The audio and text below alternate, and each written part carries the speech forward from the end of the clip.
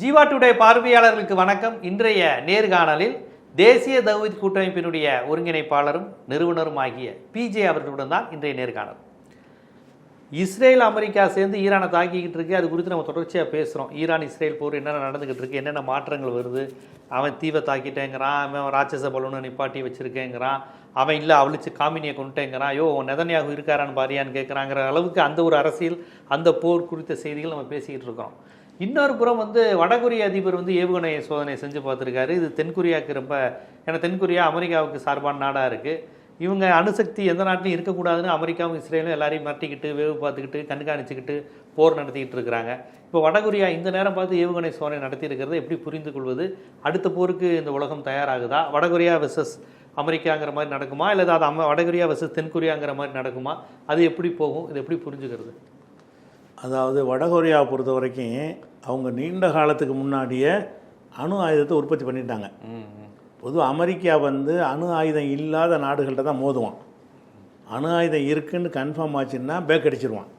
கியூபாவில் அவ்வளோ வலிமையாக அவர் இருந்தார். அவர் அணு ஆயுதம் வச்சுருக்கலை, அவரை மிரட்டிகிட்டு இருந்தான் அமெரிக்கா. ஆனால் வடகொரியாவை மிரட்டலை. ஏன்னு கேட்டால் அவன் எடுத்தெடுப்புலே அமெரிக்க அணுகுண்டு சோதனையை நடத்தி சக்ஸஸ் ஆக்கி டிக்ளேர் பண்ணி விட்டான் அணு ஆயுதம் இருக்குதுன்னு சொல்லி. அதனால் எந்த ஒரு காலத்துலையும் வடகொரியாவின் மீது அமெரிக்கா தாக்குதல் நடத்தாது. அவர் கூப்பிட்டுருக்க வாடா வாடான்னு கூப்பிட்றாரு, இவங்க பேர் போட்டங்கிறாங்க. அது போய் நினைஞ்சிருக்காருன்னா நேற்று என்ன பண்ணியிருக்காருன்னு கேட்டால், ஒரு 12,000 கிலோமீட்டர் வேகத்தில் போய் 12,000 கிலோமீட்டர் தொலைவில் உள்ள இலக்கை தாக்கக்கூடிய ஒரு ஏவுகணையை சோதிச்சிருக்கிறார். அது ஜப்பான் கடல் வழியாக போய் தான் அந்த இது விழுந்திருக்குது. ஜப்பான் கூட கண்டிச்சிருக்கான் அதை. அப்போ இந்த 12,000 கிலோமீட்டருக்கு எதுக்கு அந்த ஏவுகணை? அவருக்கு எதுக்கு? கொரியாவில் இருந்து கரெக்டாக அமெரிக்காவை அடிக்கிறதுக்கு அவ்வளோ தேவைப்படுது. அந்த ஏவுகணையை அடித்தா 12,000 கிலோமீட்டரில் அமெரிக்கா இருந்தாலும் அந்த அமெரிக்காவுடைய வாஷிங்டன் முழுசையும் கவர் பண்ணுற அளவுக்கு அந்த ஏவுகணை சக்தி வாய்ந்தது. அப்போ உன்னை அமெரிக்காவே நான் தாக்குவோம், அந்த ஏவுகணையை நாங்கள் தயாரிச்சிட்டோம் என்பதை காட்டி சோதனைக்கு அதை ஏவையும் காட்டிட்டார். அப்போ இது அமெரிக்காவுக்கு பெரிய கிளியை ஏற்படுத்தியிருக்கு. இப்போ நம்ம ஏதாவது மோதனம்னு சொன்னால் ஒரு பட்டனை தட்டுவான், அங்கே ஏவுகணை இங்கே விழுந்துடும். அந்த 12,000 கிலோமீட்டர் வேகத்தில் வரக்கூடிய ஏவுகணையெல்லாம் எந்த ஏர் டிஃபென்ஸ்லாம் தடுக்க முடியாது. குறிப்பிட்ட வேகத்தில் வரும்போது தடுக்க முடியும். 12,000 கிலோமீட்டர் தூரத்தில் வரும்போது அது வர்றதே 15,000 18,000 கிலோமீட்டர் வேகத்தில் வரும். அவ்வளோ வேகமாக வரக்கூடிய ஏவுகணைகளை இந்த தாடு ஏர் டிஃபென்ஸ் மாதிரி வச்சுருக்காங்கல்ல, இதை கொண்டு தடுக்க முடியாது. அப்போ அமெரிக்காவில் தாக்க நினச்சான்னு சொன்னால் நேரடியாக அமெரிக்காவை தாக்கிடுவான் என்பதை நிரூபித்து காட்டியிருக்கிறான். இருந்தாலும் சைனா ஜப்பான் கண்டிக்குது அமெரிக்கா என்ன செய்யல, வாயை திறக்க முடியலை. தென்கொரியா கத்துறான், ஜப்பான் வடகொரியா கண்டிக்குது. ஜப்பான் கண்டிக்குது வடகொரியா. நீ எங்கள் எல்லை வழியாக அது போயிருக்குது அந்த ஏவுகணை போ. ஜப்பான் அமெரிக்கா ஆதரவாக எதிர்ப்பு நிலையில் இருக்கா? ஜப்பான் வடகொரியாவுக்கு எதிர்ப்பு. அது ஒன்று. ரெண்டாவது அமெரிக்காவுக்கு ஆதரவு தானே? இல்லை, இன்னும் சொல்ல போனால் ஜப்பானுக்கு இராணுவம் கிடையாது இல்லைங்க. ஜப்பானில் உள்ள இராணுவம் அமெரிக்கா இராணுவம் தானே ஜப்பான்கிட்ட காசு வாங்கிட்டு பாதுகாக்குது. Okay okay okay. ஜப்பானில் இராணுவம் வச்சுருக்காங்களா, அந்த இராணுவம்லாம் அமெரிக்க இராணுவம் தான். ஜப்பான்காரன் யாரும் இல்லை. ஜப்பான் உலகப் போரில் அணுகுண்டு போட்ட பிறகு அவங்க வேறு மாதிரி மாறிட்டாங்க. நமக்கு இராணுவம்லாம் தேவையில்லைன்னு வந்துட்டாங்க. அமெரிக்கா அணுகுண்டு போட்டோன்னா அவனையே பாதுகாப்புக்கு நியமிச்சுக்கிட்டாங்க. அங்கே கூலிப்படையாக இருக்கான். அமெரிக்கா ஜப்பானுக்கு கூலிப்படையாக இருக்குது. ஜப்பானில் இருந்த கடற்படையெல்லாம் தான் இப்போ கிளப்பிட்டு இங்கே கொண்டு வர்றாங்க, எங்கே இந்த ஈரான் போருக்காக வேண்டி. இப்போ ஜப்பானில் அமெரிக்காவுடைய இராணுவத்தை வைத்து தான் ஜப்பான் இயங்கிக்கிட்டு இருக்குது. போலீஸ் மட்டும்தான் ஜப்பானுக்கு சொந்தம். இராணுவம் முழுசு அமெரிக்காவுடைய இராணுவம். அதுக்கு காசை வாங்கிடுவாங்க, கூலிப்படை மாதிரி காசை வாங்கிட்டு உனக்கு இராணுவ ரீதியாக நான் உன்னை பாதுகாப்போன்னு சொல்கிறாங்க. அதனால அது ஜப்பான் அமெரிக்காவை சார்ந்து தான் இருப்பாங்க, வடகொரியாவை சார்ந்து இருக்க மாட்டாங்க. அதனால் இதை கண்டிக்கிறாங்க ஒன்று. அதே நேரத்தில் பையன் தென்கொரியா தான் பயப்படும். பக்கத்து நாடில் வடகொரியான்னு பொட்டி ஒரு நாடாக இருந்து பிரிஞ்சது தானே. அவள் வடகொரியாவிலேருந்து ஏவுகணை அந்த மாதிரி தயாரிச்சிட்டான்னு சொன்னால் அவனுக்கு பாதுகாப்புன்னு அவன் பயப்படும். அது தேவையே இல்லை. ஏன்னு கேட்டால் அவனை தாக்குற அளவுக்குள்ள ஏவுகணை முன்னாடி இருக்குது ஆல்ரெடி. இப்போ தயாரித்தது அமெரிக்காவுக்கு செக் வைக்க தான். இப்போ வடகொரியா போட்ட ஏவுகணை தென்கொரியாவை தாக்குறதுக்கு இல்லை. தென்கொரியாவை தாக்க நினச்சான்னா ஏற்கனவே 2000-3000 கிலோமீட்டர் தாக்கக்கூடிய ஏவுகணை வந்துட்டு இருக்குது, அதை வச்சே தாக்கிடலாம். அதுக்கு வடகொரியா தென்கொரியா பயப்பட தேவையில்லை. இப்போ சோதித்த ஏவுகணை அமெரிக்காவை இலக்கு வச்சு சோதிக்குது. அது இந்த தென்கொரியாவுக்கு அவங்க செஞ்சதே இல்லை. இருந்தாலும் என்ன செய்கிறான்னு அவன் பயப்படுறான். ஏன் பயப்படுறான்னு கேட்டால், இப்போ அமெரிக்காவில் ஆயுதம் தீர்ந்து போச்சு. தீர்ந்து போன உடனே அவன் சில நாடுகளுக்கு சப்ளை பண்ணியிருந்தான்ல, அதை திருப்பி கேட்குறான். தென்கொரியாவிலையும் கேட்குறான். அமெரிக்கா கேட்குறான், உங்களுக்கு தந்த ஆயுதத்தெல்லாம் எங்களுக்கு தாங்க, திருப்பி தாங்க, எங்களுக்கு இஸ்ரேலில் சண்டை பிடிக்க, ஈரானில் சண்டை பிடிக்க தேவைப்படுது, உக்ரைனுக்கு கொடுத்தான்ல அதையும் திருப்பி கேட்குறான். உக்ரைனில் நாங்கள் உக்ரைன் ரஷ்யா சண்டை இன்னும் ஓடிட்டு தான் இருக்கா? ஓடிட்டு தான் இருக்குது. உக்ரைனுக்கு அமெரிக்கா தான் நிறைய ஆயுதம். அது இவருக்கு முந்தி இருந்தார்ல ஜோ பைடன், அவர் எக்கச்சக்கமாக கொடுத்துட்டார் ஆயுதத்தை. அள்ளி என்ன செய்யறா உக்ரைனுக்கு கொடுத்துருக்கிறார். அந்த ஆயுதங்கள்லாம் வந்து இப்போ எங்களுக்கு தேவைப்படுது தாங்கன்னு கேட்குறாங்க. யார்? அமெரிக்கா. ஆயுதங்கள் முடிஞ்சிருச்சுங்கிறதுக்கு ஒரு ஆதாரம், அது ஒரு ஆதாரமாக இருக்குது. அந்த மாதிரி இருக்கிறதுனால வடகொரியா தென்கொரியா அதுக்கு தான் பயப்படுது.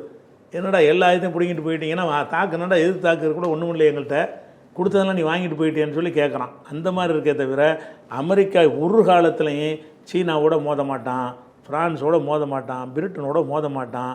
அதே மாதிரி வந்து இவன் கொரியாவோடையும் வடகொரியாவோட மோத மாட்டான், ரஷ்யாவோட மோத மாட்டான். ஏன்னா அணு ஆயுதம் வச்சுருக்கிறாங்க. அணு ஆயுதம் போட்டாங்கன்னு பயப்படுவான். யாருன்னா ஈரானில் அணு ஆயுதம் இருக்கிற உறுதி செய்யப்படலை, அதுக்காக ஈரானை மிரட்டுறான். அரபு நாடுகள் அணு ஆயுதம் கிடையாது, அதனால மிரட்டுக்கிறானே தவிர ஈரான் அணு ஆயுதம் இருக்குன்னு சொன்னால் தூரமாக நின்றுக்குருவான். தூரமாக நின்று கொண்டு வாய் மென்மையான கண்டனம் தான், இதை நான் கண்டிக்கிறோம், இதை ஏற்றுக்கொள்ள முடியாது, இவ்வளவுதான் அமெரிக்கா பேச முடியுமே தவிர நான் உன் மேலே தாக்கல் நடத்துவேன்னு இவனால் சொல்ல முடியாது. சொன்னாண்டா அவன் தாக்கல் நடக்க போய்கிட்டு இருக்கும்போது அவன் அணுகுண்டை ஏவிடுவான். அவன் ஒரு மாதிரியான ஆள், கிம் ஜாங் கிம், அவன் டைப்பான ஒரு ஆள். நினச்சான்னு வைங்களேன், இவர் சொல்கிறதுக்கு முந்தைய அவன் ஏவுகணை ஏவிடுவான். அதுக்கு பயந்துக்கிட்டு கொரியாவோட மோத மாட்டான். அமெரிக்கா வந்து வடகொரியாவோட சண்டைக்கு போகவே மாட்டான். அதுதான் அடிப்படையான விஷயம். இப்போ அவன் தென்கொரியா ஏவுகணை மோதிக்கு என்ன நோக்கம் வச்சுக்கலாம்? வடகொரியா எதுக்காக இந்த நேரத்தில் இப்படி செய்யணும்? அமெரிக்காவுக்காக தான். நீ வந்து அவர் இதுக்குன்னு சொல்லியிருக்காருல, ஈரானுக்கு சொல்லியிருக்காருல, உனக்கு தேவைண்டா நான் தர்றேன் அணுகுண்டுன்னு இருக்காரு ஈரானுக்கு. ஆமாம், உனக்கு அணுகுண்டு தேவையின் அணுகுண்டு அமெரிக்கா தாக்க நடத்துமையானால் உனக்கு நான் அணு ஆயுதம் தருவேன் அப்படின்னு வடகொரியா அறிவிச்சிருக்கு. நீங்கள் எங்கள்கிட்ட உதவி கேட்டால் நாங்கள் தர தயாராக இருக்கோம் அப்படின்னு அவர் அறிவிச்சிருக்கிறார். இந்த போர்லையே ஈரானுக்கு சப்போர்ட்டாக இருப்போம்னு சொல்லியிருக்கிறார். ஆனால் ஈரான் என்ன செஞ்சிட்டாங்கன்னா, நாங்கள் எந்த நாட்டிலையும் நாங்கள் உதவி கேட்கல, நாங்களே இதை சமாளிச்சுக்கிறோம்னு சொல்லி சீனாட்டை நாங்கள் கேட்கல. தொழில்நுட்ப உதவிகள் கேட்குறாங்க. தொழில்நுட்ப உதவி, இந்த சேட்டலைட் மூலம் படம் எடுத்து கொடுக்குறது, தகவல் பரிமாற்றத்தை கேட்குறாங்க. ரஷ்யா சீனாவில் வாங்குகிறாங்க. ஆயுத ரீதியாக அவங்கள வந்து நாங்கள் இறக்க மாட்டோம், நாங்களே சமாளிச்சிருவோம், எங்கள்கிட்ட இருக்கிற ஆயுதத்தை கொண்டு செய்வோங்கிறதுனால வடகொரியாவில் அவங்க வாங்காமல் இருக்கிறாங்க. ஒருவேளை அணு ஆயுதம் மாதிரி தாக்குதல் அமெரிக்கா நடத்தினான்னு சொன்னால் உடனடியாக வந்து இவங்க வடகொரியாவும் கொடுக்கும், சீனாவும் கூட கொடுக்கும் அணு ஆயுதம். அதை கூட திருப்பி அவங்க அடிப்பாங்க. அணு ஆயுதம் அவங்கள்ட்ட இருக்குன்னு தான் நான் நினைக்கிறேன். ஒருவேளை இல்லாமல் இருந்தால் அவங்களுக்கு கொடுத்து அடிக்க சொல்வதற்கு இந்த நாடுகள்லாம் தயாராக இருக்கிறதுனால அமெரிக்கா அணு ஆயுதத்தை போட மாட்டான். கடைசி இவ்வளோ தோற்று போனாலும் அணு ஆயுதம் போட்டால், ஜப்பானில் எதுக்கு போட்டான்னா அணு ஆயுதம் ஜப்பான்கிட்ட இல்லை. இப்போ ஜப்பானில் கொண்டு அணு ஆயுதத்தை ஃபஸ்ட்டு அமெரிக்கா தானே போடுறான். ஹிரோஷிமா நாகசாகியில் போட்டான்ல, அதோட உலக ஒரு முடிவுக்கு வருது. லிட்டில் பாய் போட்டான்ல. அப்போ ஏன் போட்டான்னு சொன்னால் எதிர்த்து தாக்குதல் பண்ணுறதுக்கு ஜப்பான்ட்டு அணுகுண்டு இல்லை. அணுகுண்டு இல்லை, இவன்ட்டு தான் அணுகுண்டு இருக்குது, அதனால போட்டானே தவிர இப்போ அந்த நிலை கிடையாது. உன்கிட்ட இருக்கிற மாதிரி இன்னும் பலர்கிட்ட அணுகுண்டு வச்சுக்கிட்டு இருக்கிறான். அணுகுண்டு நாட்டில் கொண்டு நீ போட்டின்னு சொன்னால் நீ போட்டு ஒரு 40 கிலோமீட்டர் அழிப்ப, அவன் என்ன செய்வான்? அவன் போட்டு மொத்த நாட்டையும் அழிச்சிட்டு போயிடுவான். அதனால் எல்லாருக்குமே ஒன்று அமெரிக்காவை அழிக்க முடியும். அப்படிங்கிறதுனால அமெரிக்கா அணு ஆயுதம் இருந்துச்சுன்னு சொன்னால் பயப்படுவான். அதுக்கு தான் ஈரானை ஒடுக்க பார்க்குறான். அணு ஆயுதத்தை தயாரிச்சுட்டாங்கன்னு சொன்னால் எதுக்க முடியாது, அணு ஆயுதம் உற்பத்தி பண்ணிடக்கூடாதுங்கிறதுக்கு தான் துடிக்கிறது. காரணம் என்னென்னு கேட்டால் அணு ஆயுதம் இல்லாட்டி தான் மிரட்ட முடியும். அணு ஆயுதம் இருந்தால் மிரட்ட முடியாது. அதான் வடகொரியாவை மிரட்டவே முடியாது. அவன் பயப்படவே மாட்டேங்கிறான். ஏன்னு கேட்டால் அவ்வளோ அந்த சாதனம்லாம் எடுத்து காட்டிக்கிட்டு இருக்கான். அந்த இராணுவ ஏவுகணையெல்லாம் வந்து மாதிரி அடிக்கடி காட்டுவான். அதில் பார்த்து என்ன பிரம்மாண்டமாக இருக்கும். அவ்வளோ ஆயுதங்களை தாறுமாறாக குவிச்சு ஒரு சர்வாதிகார நாடவர் இருக்கிறதுனால யாரும் எதுவும் பேச முடியாது. அப்படிப்பட்ட ஒரு நாடு. ஸோ அப்போ வடகொரியா போட்டிருக்கிறதும் அமெரிக்காவுக்கு ஒரு த்ரெட்டு தான். அமெரிக்காக தான் இது போடுறான். இந்த இல்லை எந்த இவ்வளோ தூரத்துக்கு போக வேண்டிய ஏவுகணை அவனுக்கு என்னத்துக்கு? அவனுக்கு எதிரி தென்கொரியா தான். தென்கொரியாவை ஏறுக்கு 300 கிலோமீட்டர் ஏவுகணை இருந்தால் போதும். அதுக்கு எதுக்கு 13,000 கிலோமீட்டர் எவ்வளோ தூரத்துக்கு போகக்கூடியது இருக்குன்னு காமிக்கலாம். அவ்வளோ தூரத்துக்கு போக தேவையில்லை தான். நம்ம அமெரிக்காவை தவிர வேறு எந்த நாட்டை தாக்குறதுக்கு இது உதவும்? இந்த 13,000 கிலோமீட்டர் வந்து வேறு எந்த நாடு அவனுக்கு பகையாக இருக்குது? அமெரிக்கா மட்டும்தான். அப்போ இதன் மூலம் மெசேஜ் என்னென்னா, அமெரிக்காவுக்கு சொல்லிட்டான், இனிமேல் எதாவது வச்சின்னு சொன்னால் ஒரு பட்டன் தான் தட்டுவான், கப்பல்லாம் ஓட்டிகிட்டு வரமாட்டோம், நேராக வந்து வாஷிங்டனில் விழுந்துடும். அப்படிங்கிறது தான் இதுக்கு மெசேஜ். இப்போ வடகொரியா வந்து அப்படி எதுவும் பிரச்சனை பண்ணுச்சுன்னா அமெரிக்கா தென்கொரியா வச்சு தான் சண்டை போடும். தென்கொரியாவுக்கு சப்போர்ட் பண்ணுறான். தென்கொரியாவுக்கு கடலில் பயிற்சி கொடுக்குறான்.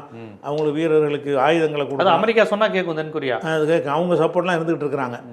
ஆனால் வந்து இப்போ வந்து அவங்களாலையும் காப்பாற்ற முடியாதுங்கிற நிலை வந்து வடகொரியா உள்ள நுழைஞ்சு தென்கொரியாவை பிடிச்சிக்கிட்டா கூட அமெரிக்காவில் காப்பாற்ற முடியாது. இருந்தாலும் இந்த அது செய்யாமல் இருக்கிறான் வடகொரியா.